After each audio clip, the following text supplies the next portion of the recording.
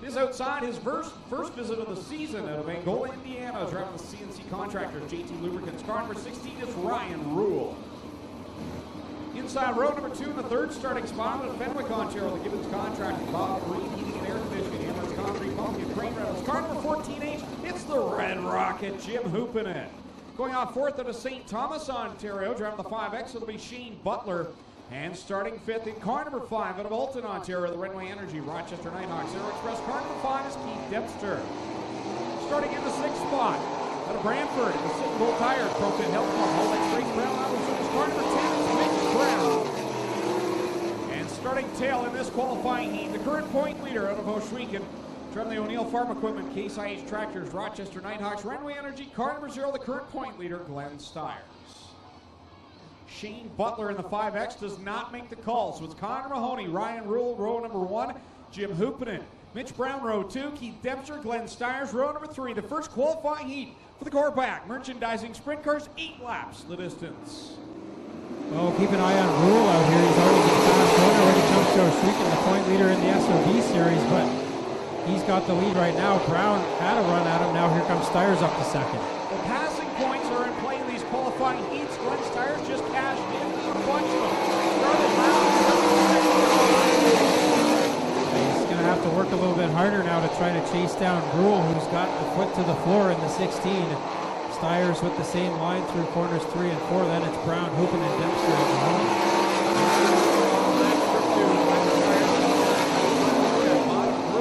Mitch Brown sitting in third. Jim Hoopin in fourth. Keith Dempster fifth. And Connor Mahoney rounding this one out in sixth. 3 and 4. Lots of tack left in that. There's 1 and 2 starting to dry out just a bit as they run around that cushion. It is Rule now opening up his lead more over Styres. Then Brown trying to keep them in play. Halfway through this one, 4 laps in.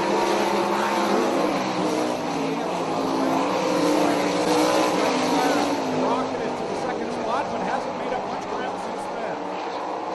Yeah, Styres running lap times in the 14-second bracket. Rule has been in the 13s pretty much the whole race, and he's starting to open up his lead even more over Styres now.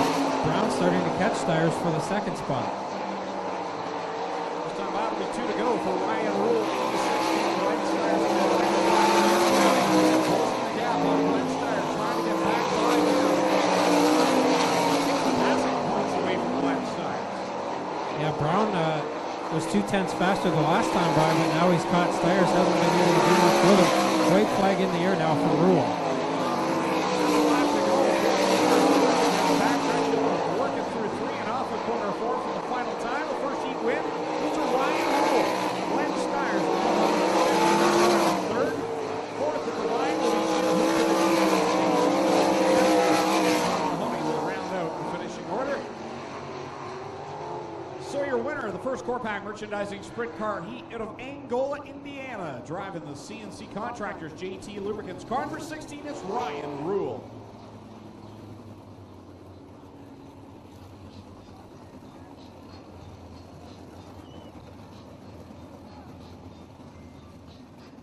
Second of 3 qualifying heats coming to life over the warm-up track.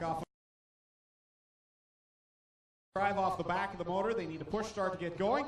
Thus we have the push-off track there in the pit area.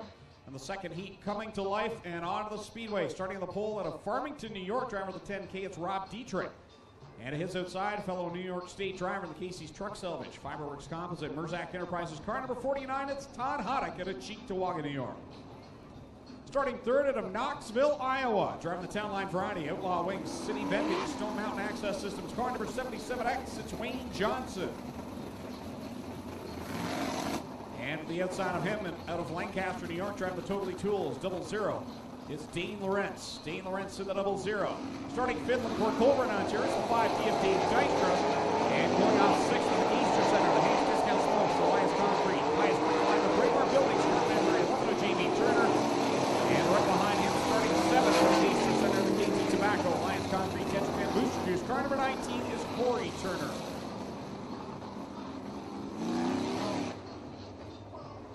So Wayne Johnson tonight actually in the Town Line Variety, Iroquois Hereford Farm, 77X for Hills Racing tonight. Dietrich Dietrich late getting to the speedway. He'll join the tail of the field. So it's Johnson and Hoddick in the front row. Dykstra, Lorentz in row number 2. And the Turners, Corey on the inside, Jamie on the outside. Track is really widened out since the hot laps, so we'll watch and see some different lines here as Johnson takes the early lead. Hoddick to second. Lorentz with a strong run last week. We'll keep an eye on the 0-0. Johnson.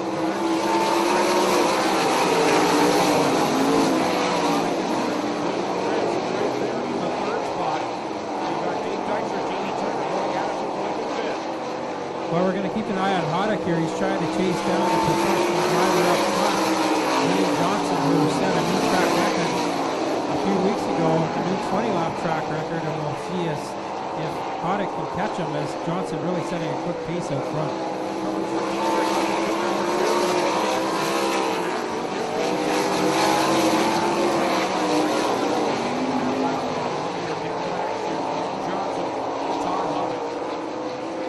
Dietrich kind of in a precarious position there as we get the halfway signal and right up to the yellow end we do now, as Dietrich was not able to get the 10K into the infield.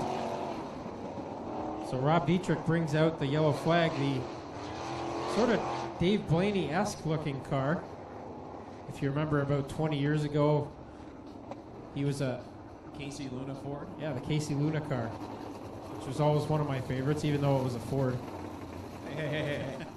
Well, guys, here on the back straightaway, Dietrich in the 10K, there's all kinds of oil splatter up over the tail tank, so not sure if he has a rear end gear issue or something possibly going wrong in the 10K, but Dietrich just taking a harder left towards the infield.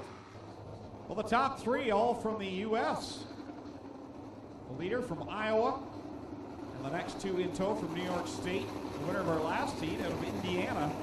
So a very strong American contingent here tonight. And we've noticed a few of the American drivers coming in here the last few weeks trying to get some test laps in for the Canadian Sprint Car Nationals. Less than a month now until that big event. And so some of these drivers definitely want to get in here, get some laps at the Speedway this year. Try to gain somewhat of an advantage over the locals who run here every week. Single file past the restart cone. Green flag is out. Johnson's going to be hard to catch, but Lorentz had a good run on Hoddick for second there. Couldn't get that done, and now Hoddick's going to go up to the cushion and put the hammer down, try to chase down Johnson. Now 3 laps left to go. Lorentz a little bit lower in that 3rd spot. Right down the middle lane. He'll go high this time through 3 and 4, trying to get some meters. Here we go. And Hoddick got up over the cushion a bit there, and that allowed Lorentz to make up a bit of ground, but not enough to get anywhere near Hoddick. White flag about to come out now for Johnson.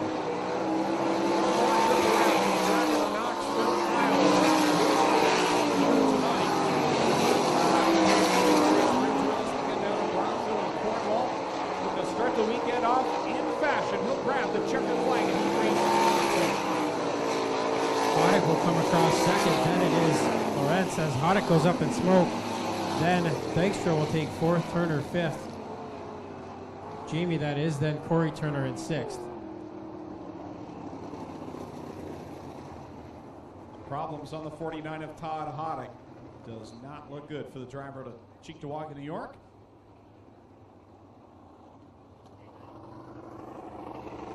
The report is trackside. The car's still running, but not sounding good. So maybe a piston or something going on the 49. A tough break for Todd Hoddick, coming home second in that one, and has been right on the cusp of going to victory lane. Well, you saw the 2 huge puffs of smoke out of it. Now they offered him a tow back to find out whether he needs a push or a tow. So Matt, our push truck driver's in there, asking him what he thinks they're going to need to do here. And looks like Todd has just requested a push back to the pits. So they told him going down the back straight, he just shut it off. We'll put it in. So that's what he's done coming through turn 3. Just shut it off, pull it out of gear, and they will work their way through.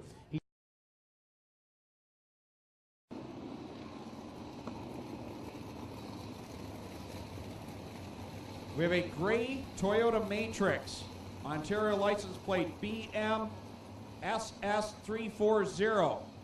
Please return to your car. Your passenger window is open. Gray Toyota Matrix, Ontario license plate BMSS340.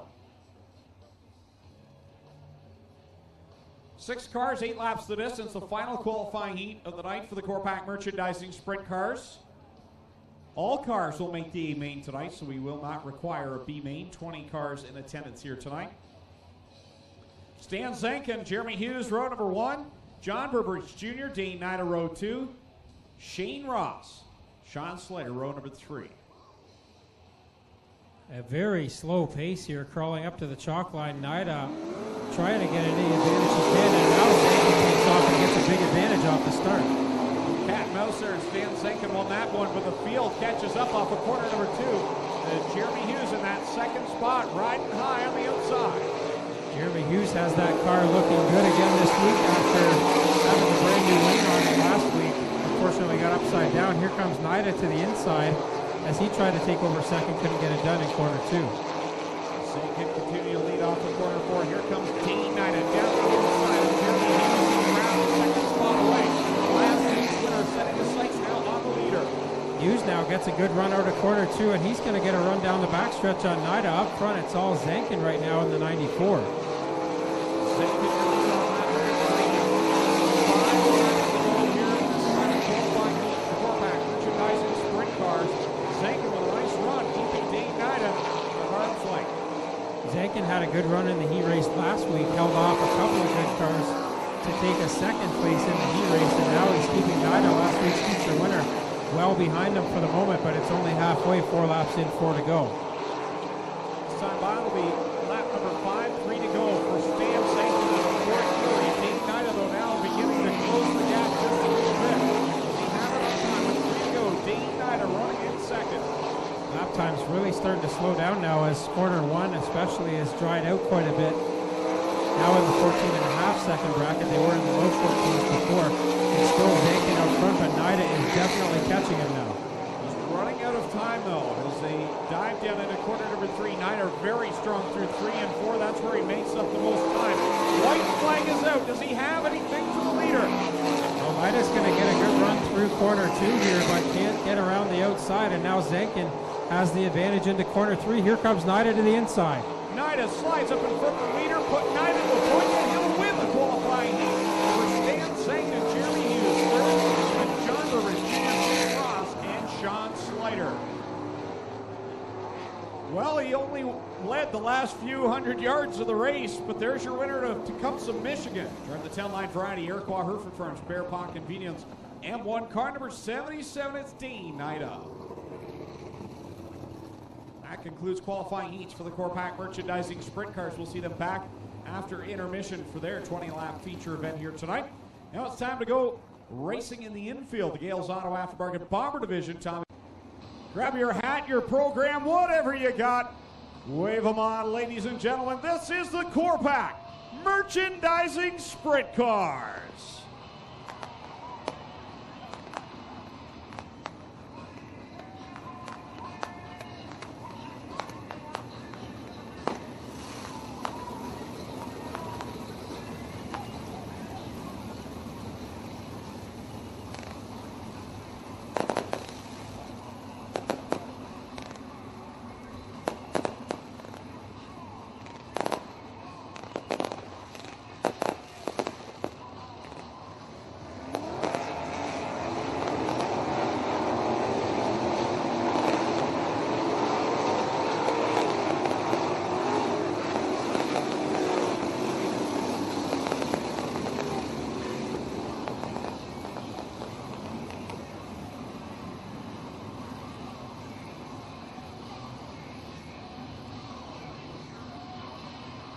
Ten rows, 2 by 2. Sprint cars ready to go racing. Wayne Johnson, Ryan Rule on the front row. Ladies and gentlemen, you came looking for a show. Well, here you go. Let's end all the anticipation as we bring to you our feature presentation.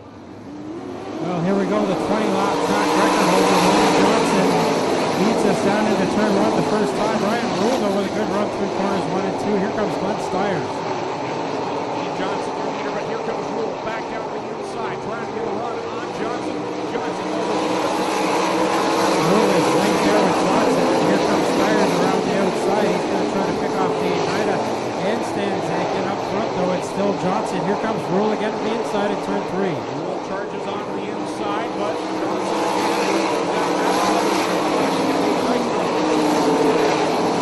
Johnson gets a good run through 1 and 2, but down in 3 and 4. Right here is where Rule has been getting a good run. Johnson this time goes down to the inside and blocks him.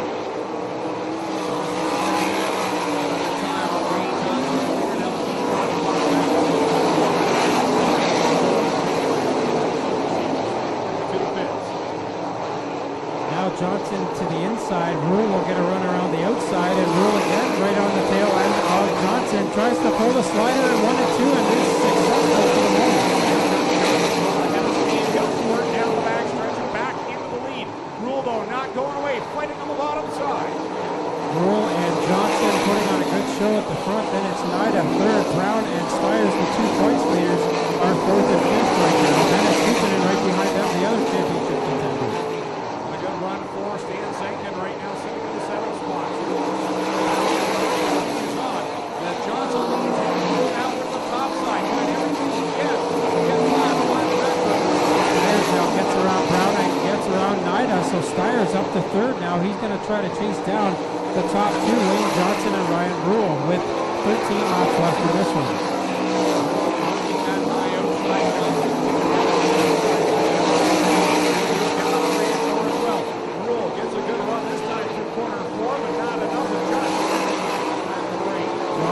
Doing exactly what he needs to do to keep Rule behind him for the moment. That top side is starting to go away, but Rule has been good down here at 2 and 4. This race is going to be decided in traffic here momentarily. It's Brown now. Yellow flag is out. We've got all sorts of fluid on the racetrack down the corner 1 and 2. 71S Sean Slater, the call on that fluid all over the track. It turns 1 and 2. You see it there. And Slater will take that car to the pits. Trying to figure out if that is water or oil. Well, Tommy, it appears to be water out of the Slider 71, which is great news for the Slider team that it's not oil, as that would be more of an issue, but possibly a rad hose coming off the 71, whatever it was. Slider immediately drove it back to the pits. And these guys will take a chance to look at the track moisture here and see if it needs some work. Boy, the top 2 are very evenly matched here. Actually make that the top 4. Teams will head down and help these guys to get something fixed. They want to see everything settled on the track, not in the pit area. Coming back to the green flag, single file until they pass that orange restart cone. Wayne Johnson gets it on a hammer. Johnson back to the bottom in 1 and 2. Rule back to the top side where he's been most of this race. Then Styres tried the bottom in 1 and 2 as well. That didn't work out very well for him. It's Brown working the inside of Team 9 and looking to get to the spot.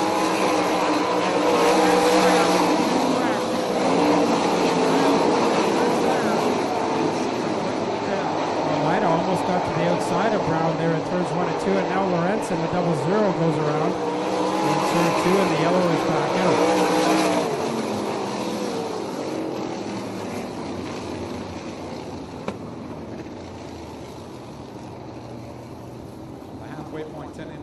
Right, guys, Matt's up there to give him a shove in the 94, and we'll see what Stan calls for here.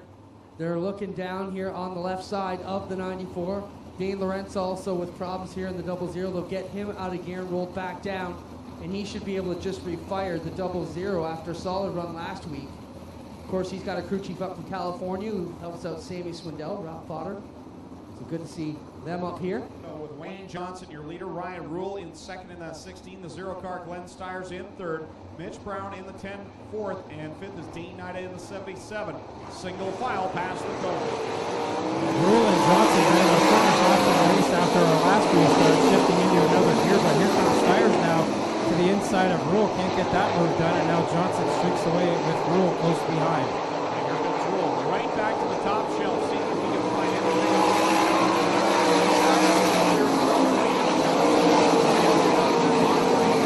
Johnson running that bottom groove to perfection right now. Usually he likes to run the top side, but the bottom appears to be the place to be right now unless Rule can prove him wrong.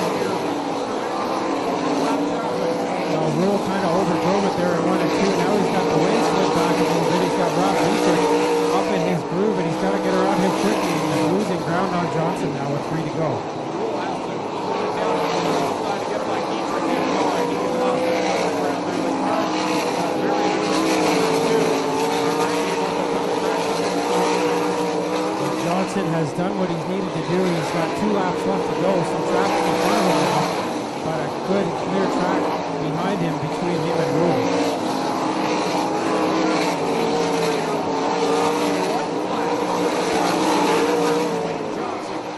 Johnson tiptoeing through the traffic, trying to bring home his second win of the season here on O'Shricken, down the back straightaway one final time.